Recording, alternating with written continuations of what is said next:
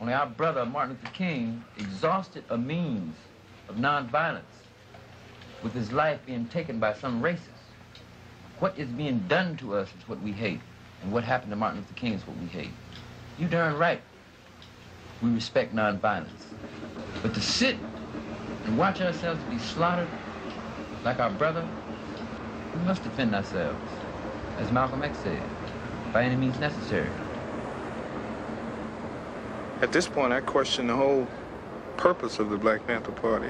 In my thinking, they were necessary. It was a shock treatment for white America to see black men running around with guns, just like black men had saw white men running around with guns. Yeah, that was a shock treatment. It was good in that extent, but it got a lot of black people hurt. There was no joke about what was going on, but we believed with our hearts that we should defend ourselves. And there were so many that did do that. By 1968, the Black Panther Party was part of an increasingly volatile political scene.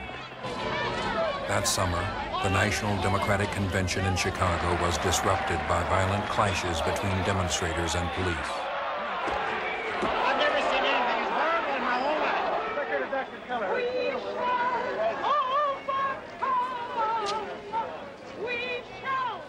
The war in Vietnam polarized the nation, and the political and racial upheaval at home soon became an issue in the presidential campaign. This is a nation of laws, and as Abraham Lincoln has said, no one is above the law, no one is below the law, and we're going to enforce the law, and Americans should remember that if we're going to have law and order. I think it's fair to say that as the Nixon administration came into office, as we came into office in 1969, there certainly was a strong perception of radicalization. In Chicago and in other cities, FBI Director J. Edgar Hoover expanded surveillance of organizations in the black community, especially the Black Panther Party.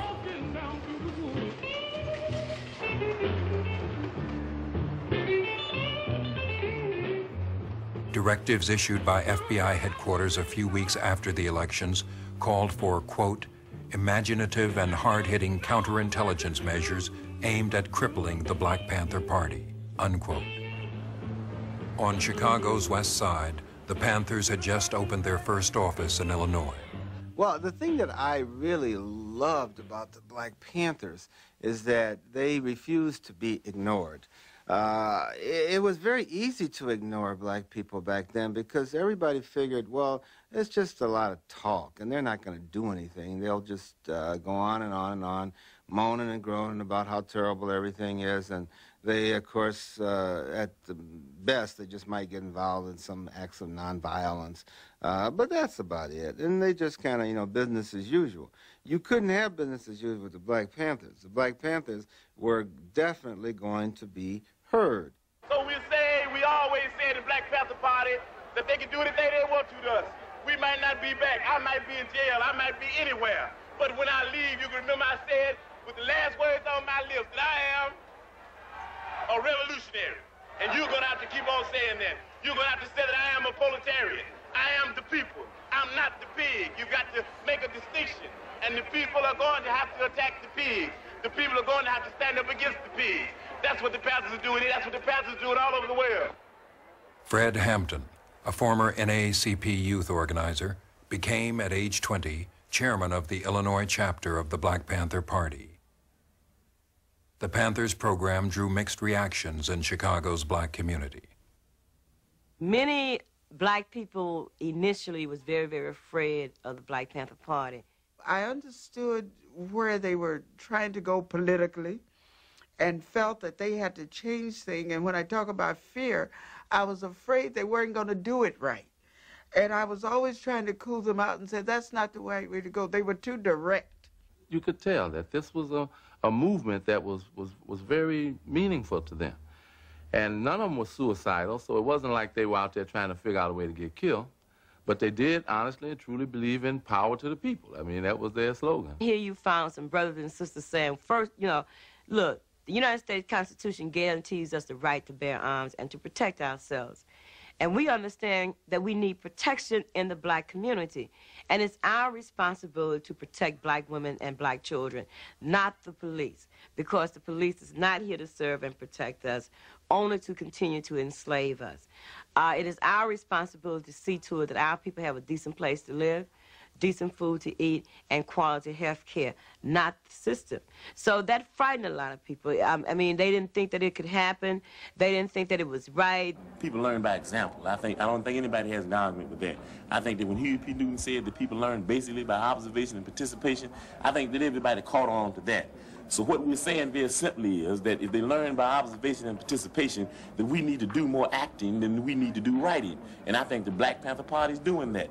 That we didn't talk about a Breakfast for Children program, we've got one. Come on in, little brother. Come on in, little sister. Y'all can sit down and get something to eat. Sisters and brothers.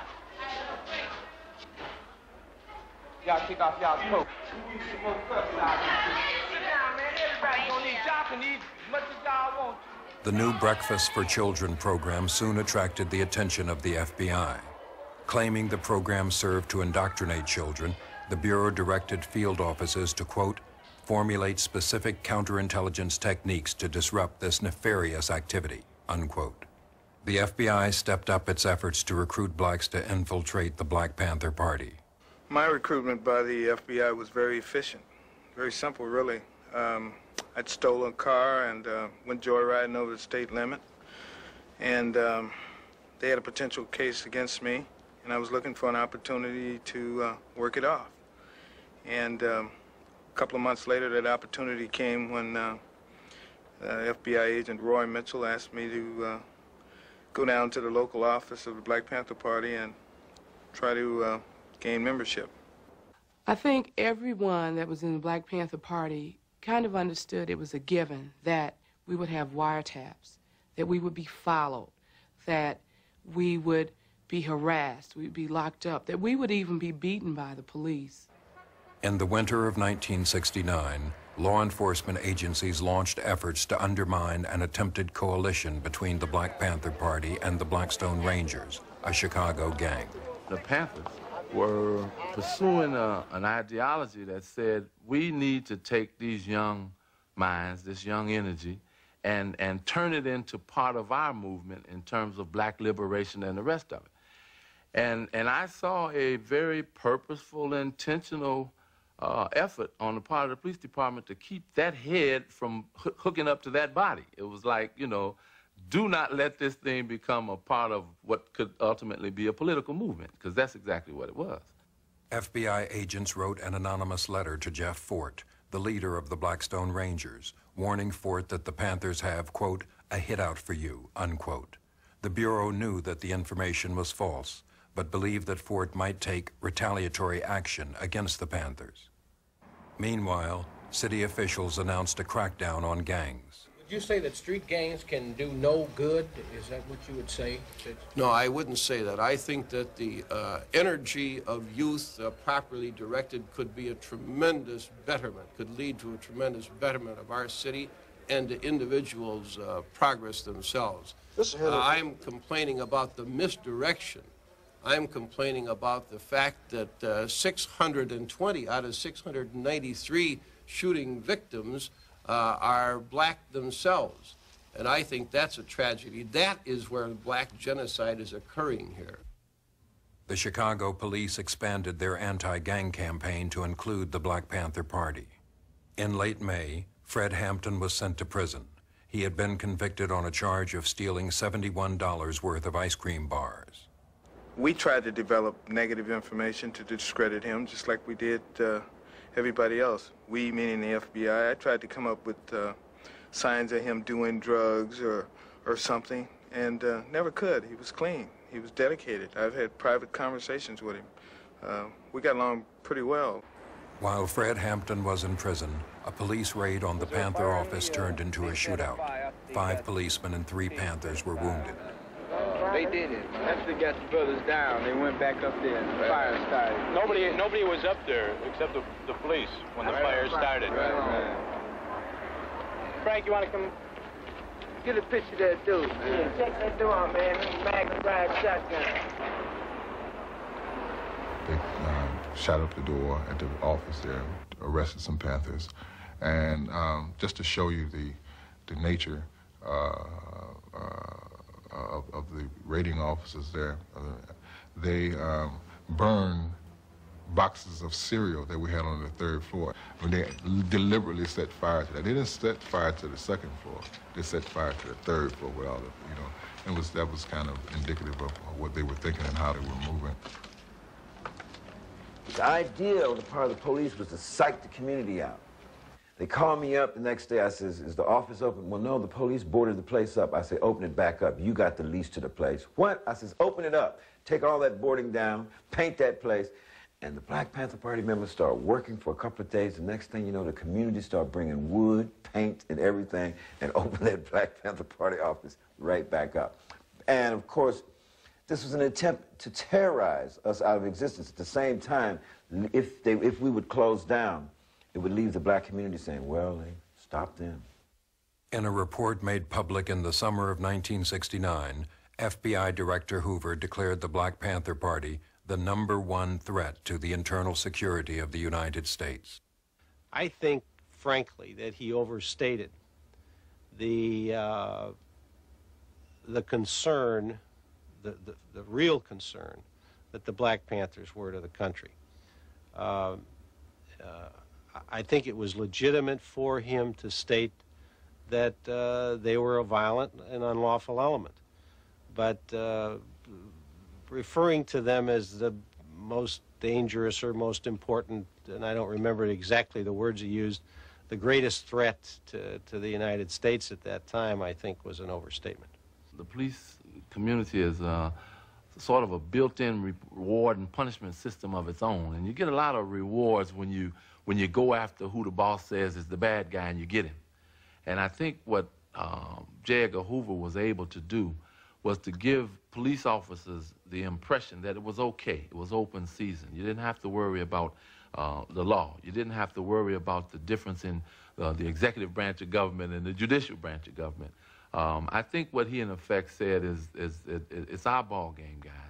We've got the authority, we have the capacity, let's crush them.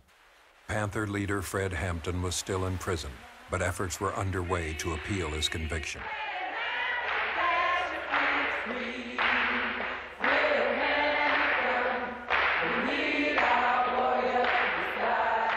We were successful, and we got him out of jail towards the end of that summer because a Supreme Court justice in the state of Illinois looked at what kind of a person he was, looked at the kind of case it was, and gave him appeal bond.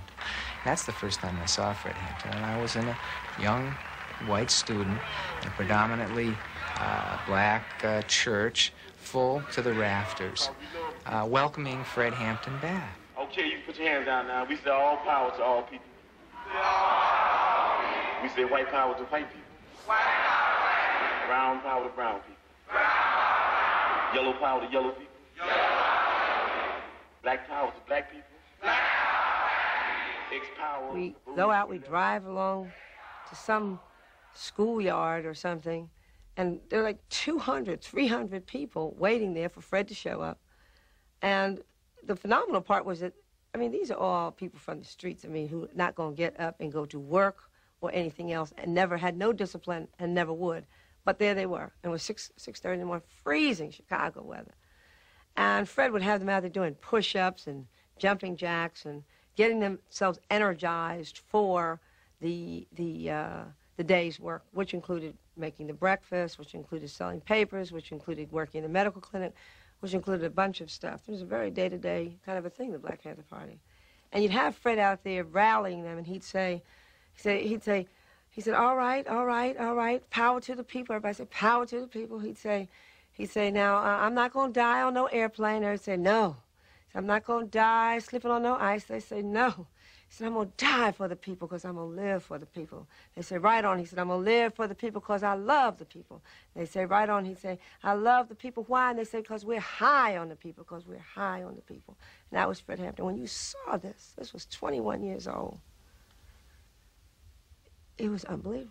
You could not be moved by Fred Hampton. In the fall of 1969, Chicago was the scene of a controversial trial. The defendants were leaders of the anti-war demonstrations that had taken place during the Democratic Party convention. National Panther Chairman Bobby Seale insisted on speaking in his own defense. On October 29th, trial judge Julius Hoffman ordered Seale bound and gagged. This is a symbol to every one of us. Black men in our courts are gagged. Black men in our courts do not feel as though there is any justice. Black men in our courts, whenever case they come, feel that judges do not understand and are without mercy. 2 weeks later, a gun battle on Chicago's South Side further escalated tensions. A former Panther and 2 policemen were killed.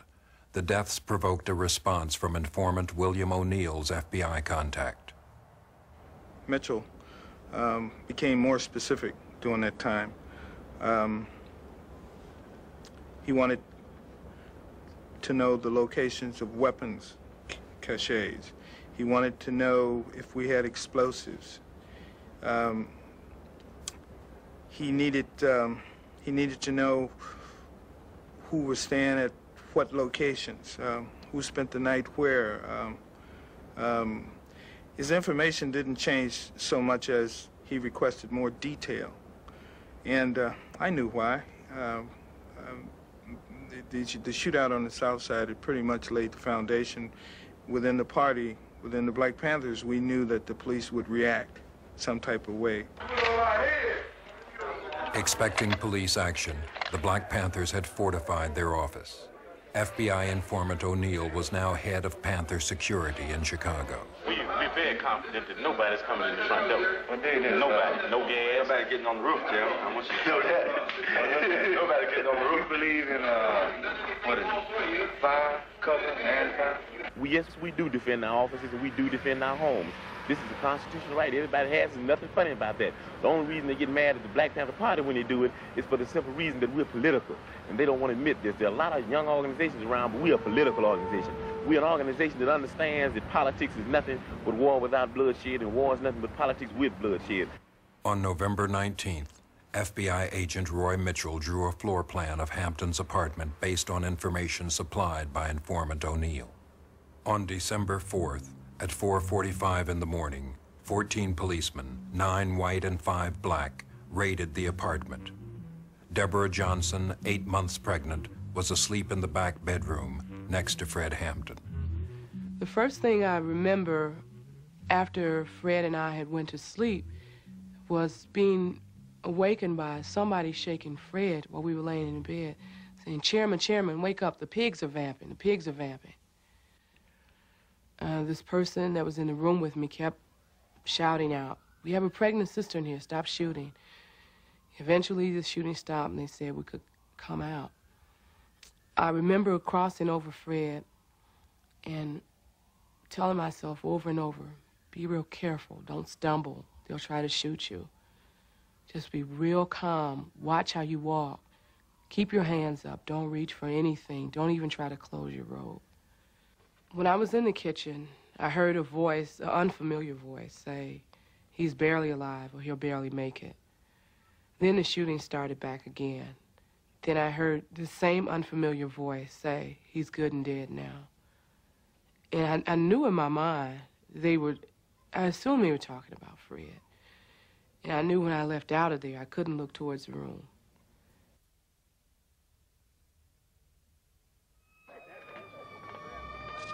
Party leaders Mark Clark and Fred Hampton were killed in the raid. 4 of the 7 surviving occupants of the apartment were wounded. All were charged with assault and attempted murder. When they locked me up at the police station, I kept begging them for a call, to make one call. I called, I think, the office, the Black Panther office, and I spoke to Bobby Rush, and he told me that Fred was dead. Fred had been killed. And I remember walking out of the office and looking through a little clearing over on the next block, which was right in front of the Monroe Street address, and seeing a lot of police cars over there. And at that time, Bobby Rush came to the office. He had just come from over there, or maybe the coroner's office. In any case, we walked back over there, and we both were speechless. We just walked through the house and saw what had taken place and where he died, and it was shocking. And then I was, I just began to realize that the information that I supplied leading up to that moment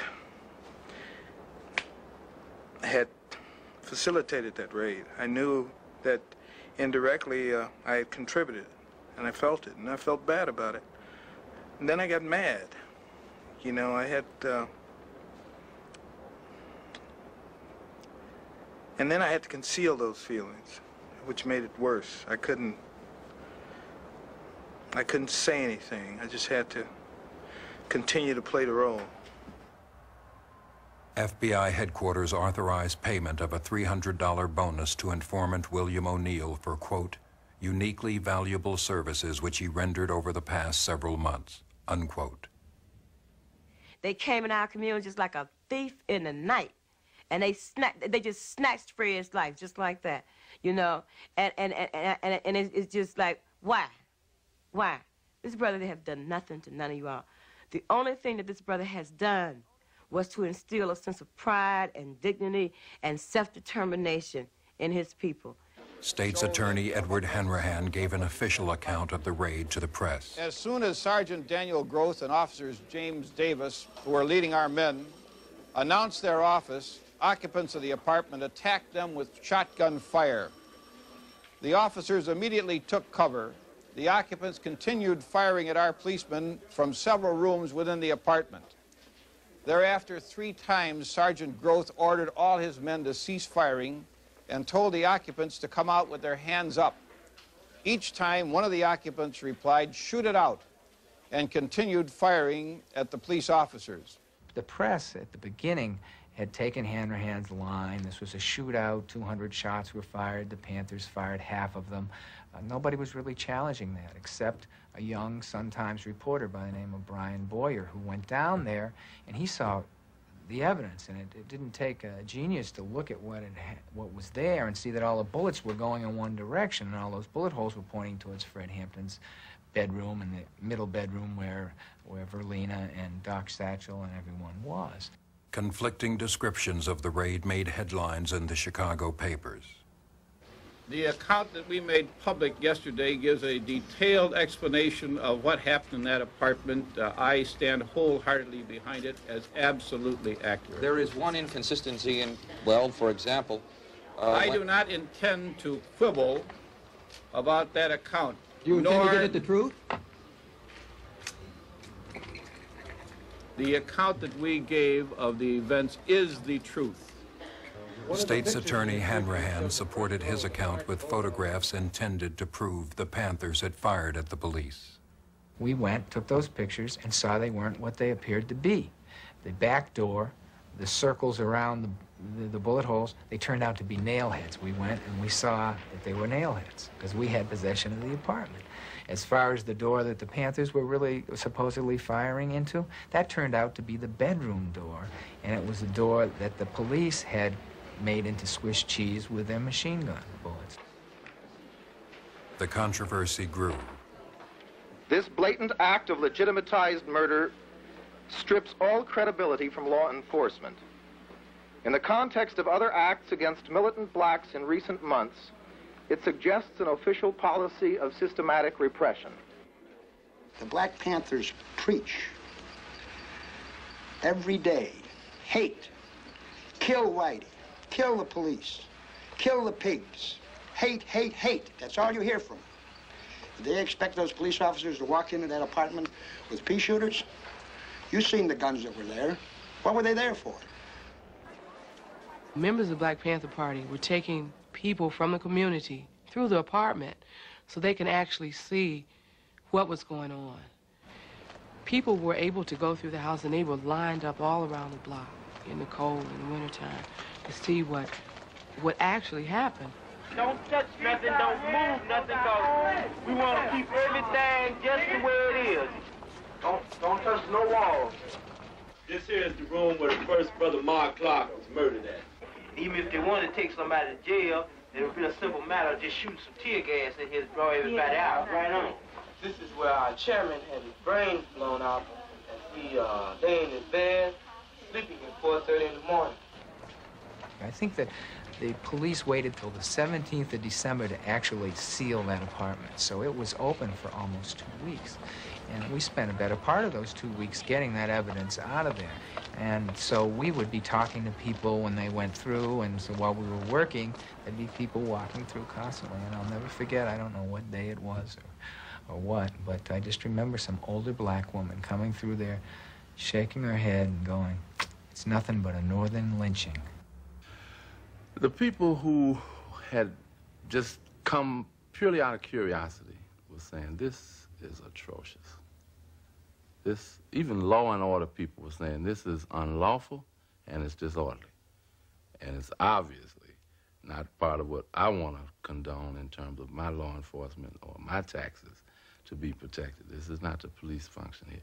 People realized that there had been a trial, a conviction, and an execution in that house. You know, it can happen to any of us. And that was fear, shame, you know, sorry. What could we do? Why couldn't we have protected Fred? I wish I knew how it would feel to be free. I wish I could break all the chains holding me. I wish I could say all the things that I should say. I had a mass for Fred, and I was just shattered. I was devastated.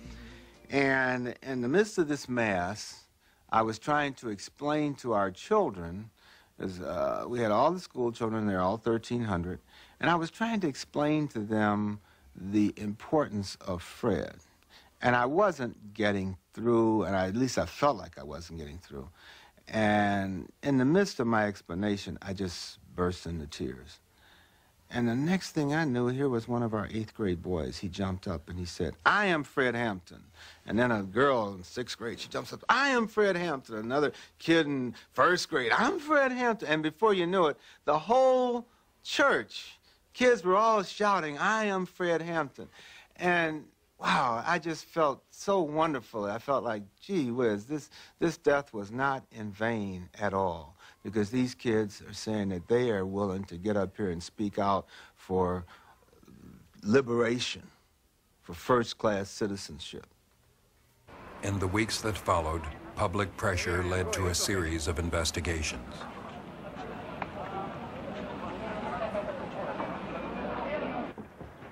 An FBI ballistics expert established that all but one of the more than 90 shots had been fired by the police. All charges against the Panthers were dropped. No police were indicted. But the families of Hampton and Clark and the survivors of the raid sued the government for violation of their civil rights. Years later, the case was closed when federal and local governments and the police agreed to an out-of-court settlement of $1.8 million.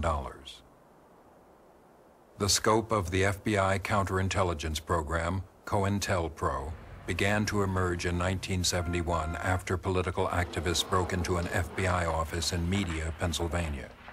Stolen FBI files documented extensive FBI operations against U.S. citizens and organizations, including traditional civil rights groups. Amid growing criticism of the counterintelligence program, President Richard Nixon reaffirmed his support for the FBI during graduation ceremonies at the Bureau's National Academy. I am honored to be here to break into your graduation ceremony, to reassure you and all of the men in law enforcement throughout the country of the support you have at the very highest levels in government for your work. And I am honored to speak for the entire nation in saying to you, congratulations, wishing you well, in seeing that this nation is one in which we will have respect for law, in which the American people can have freedom from fear. We had talked about police brutality. The Black Panther Party talked about the police as an occupying force in the community, but we had not really understood the extent to which the whole criminal justice system, the police, the courts, the prison system, is very much intertwined with the economic oppression of black people.